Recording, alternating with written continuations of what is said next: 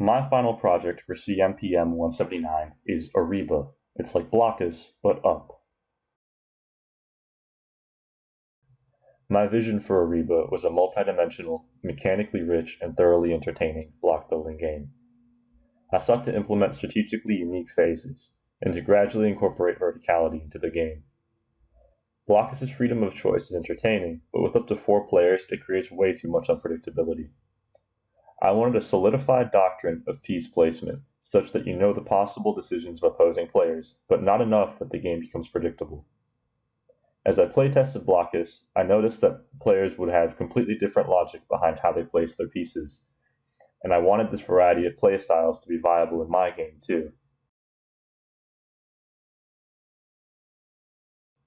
One of Blokus' greatest mechanics is successful strategic build-up. When another player is getting close, but your tactic brings them to a screeching halt. When an opponent had a plan, but yours proved better. This build-up, however, is also the game's most frustrating mechanic. An early game misstep can gradually end up being catastrophic. If you enter Blokus' failure state, a comeback is impossible. You can't place anything, opposing tiles keep closing in, and every passing round creates a train wreck of disappointment. I didn't want my game, Arriba, to allow for inevitable losses. In Blokus, as with Arriba, any erroneous placement is permanent. However, Blokus' mechanical constraints allow this permanence to be overly deterministic of who wins and who loses. Comparatively, Arriba allows for a greater variety of player choices. If you're cornered, why not build up? If you can't build up, why not build more? Furthermore, Arriba's larger board size and bridge mechanic negate Blokus' biggest bore, the stagnation, no empty spaces. Arriba has 3 different phases: early game, middle game, and late game. The overall goal is for each player to create a multi-level monolithic structure. These structures may be placed anywhere on the board. They are made from non-diagonally connected, stacked pieces, and the size of each structure is determined by the formula number of levels times sum of each level's area. The winner is determined by whoever's monolith is the biggest. In the early game, the board is split by a river between 2 halves of the board. Players cannot place anything on or across this bridge. For each half of the board, the game is played with the same rules as vanilla Blokus. Only place blocks diagonally, no stacking pieces, and so on. Note, these pieces are illegal to use in this phase of the game. In this phase, you're building a cityscape. As you place your pieces, determine which pieces you will later use for your monolith. Keep in mind, you can connect these pieces in the middle game and late game. You're also determining the overall size of your monolith. Will it be short and stout, tall and skinny, or somewhere in the middle? The middle game phase begins when no more tiles will be placed in both halves of the board. At this point, the river piece is removed, and you may build where the river once was. In this phase, players fill in the layout of their monolith.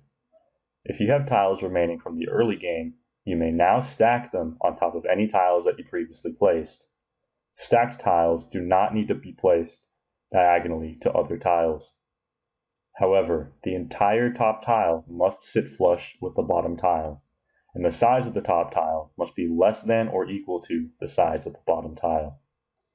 Also, the pictured tiles are now legal to use.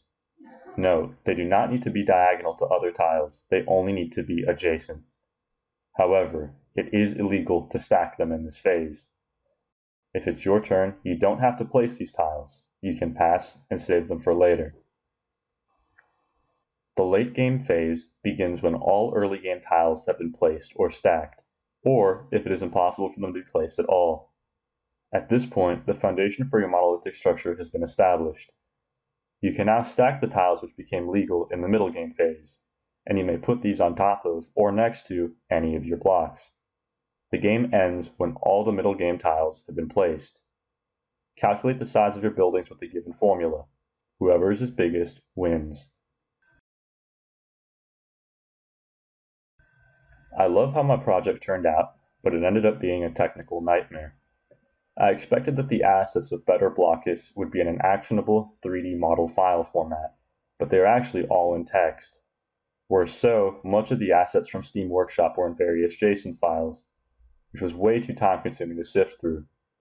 I realized that I could use a for offline use mod downloader, which could rip the mod from Steam Workshop in a format that wasn't so obfuscated.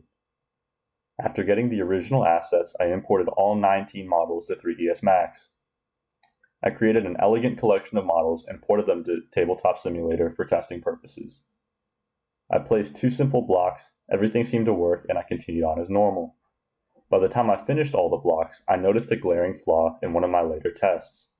The collisions weren't working for more sophisticated meshes, and the interlocking of blocks is arguably the most important aspect of Arriba. I then modeled 19 unique collision meshes, each of which was done using some combination of simple cubes. I then manually shrunk these down for smoother fitment. After I ported the 38 custom assets into Tabletop Simulator, the same problem persisted. I saw in a Reddit thread from 4 years ago that someone used Tabletop Simulator's Unity project to apply mesh collisions. I downloaded and installed Unity, added the 19 visible models, then under the properties of each one, I manually added the respective collision meshes. I then re-imported these 38 assets into Tabletop Simulator as an asset bundle, but this ended up importing all of them as one solid block. I retried it again by importing each individual piece as an asset bundle, thinking if it worked for them, the original Reddit user, it would work for me. However, the same problem persisted, and I think it's because Unity auto-generates a convex collision mesh for models. This was also the case when I tried re-importing each mesh as a TTS model instead of a TTS asset bundle. Even when I applied my new collision mesh, it didn't seem to work. Finally, I decided to scrap everything. Starting from scratch, I created 3 shapes, a 1x1, a 1x2, a 1x3, each of which had vertical and horizontal variants. With Tabletop Simulator's Attach tool, I was able to combine these pieces and recreate the ones that I'd done in 3ds Max. I then changed the table material, painted my pieces, and prepared my mod for upload.